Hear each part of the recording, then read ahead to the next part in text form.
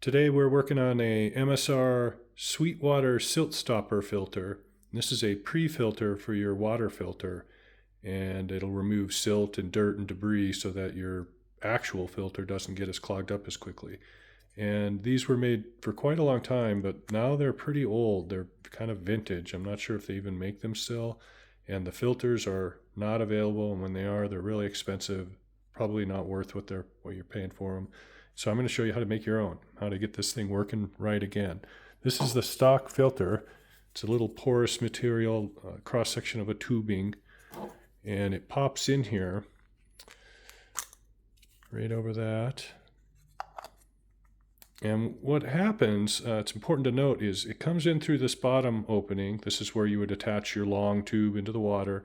And then it comes around this filter. So it doesn't just like go up the bottom. It actually comes, there's a bit of space around the wall and where this filter starts, and you get a full surface filtering. And so that'll all turn brown. Some of the DIY filters I see, they just pack this with like material, and really all you're getting is just a tiny bit of filtering around the very edge. If at all, it's probably bypassing it. So it's really important to have the rigidity of this structure so that it will flow around it. It doesn't just like use this bottom edge. So that's what we're making. This is one that I've already made. Pretty nice. It's actually a little better, I think, than the stock one. You can maintain this while the other one turns into mush when it gets wet and muddy. And the items you're going to need are filter material. I used fryer oil filters, which are also like syrup filters, and they're a cone filter. It's just a cone-shaped filter out of like a woven material, and it's made to, filter food, so it's safe for you to eat and pour water through this and eat. You're not going to get poisoned by it. And all we're going to do, we're going to take this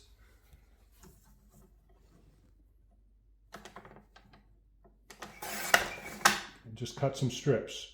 Again, you could probably use scissors, but probably not the best thing. It's better to get a really straight cut on this. And that is so that that tube is intact. That little tube structure is really important. If it was just a bunch of wadding in there, it's just not going to work very well. So we really want a nice tube and straight edges when we're done if possible, all about the same size. So we're shoring up these just so they're straight.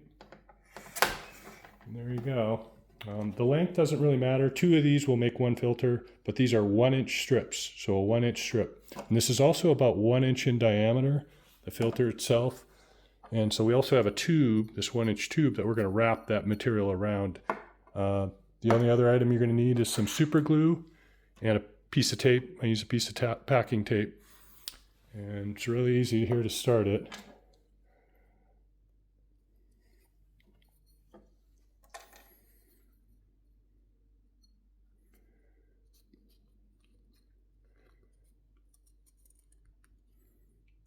Just go ahead and do it like that. We got 1 wrap. I use the gel super glue. You could probably use the liquid as well. Just a little line of it there.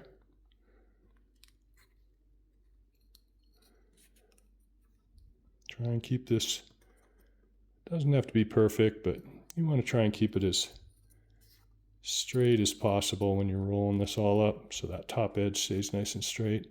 Now we're coming to the end again. And we're just going to put a little line here. This is what we're going to go ahead and start the next one on.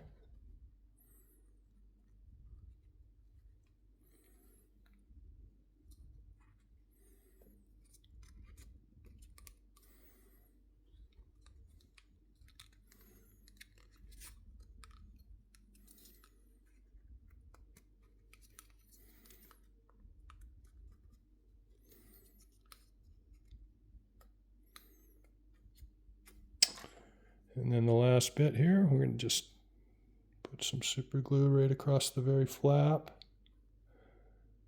A little bit just to get this so it stays nice and tight. And then we need a piece of tape, just 1 little piece of packing tape here. We're just going to grab that and just tape it. And that will set pretty darn quick. Super glue is quite fast. Can rotate this a little on the tube too, so it'll be easier to get off in a minute. Let's just give that a minute. While we're waiting for that, the other part on this that will wear out is the O-ring. At the very bottom here, there's one single O-ring that seals it. Mine was all cracked and broken. So I went to the hardware store, and there is a pretty common brand, Danco. And this is a number 64. I'm not sure if you can see it up there. And the size is 3/32, and the inside diameter is about 1 1/8 inch. So it's a number 64 Danco, but if that helps you, very cheap, 99 cents if you can find it. So really cheap, and that'll make this work so much better the way this closes. You can put a little silicone lubricant on there if you wanted to, but I don't think you need to. It's just going to wash off and stuff will stick to it.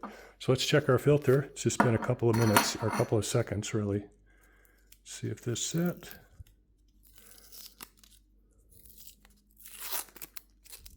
Peel that off.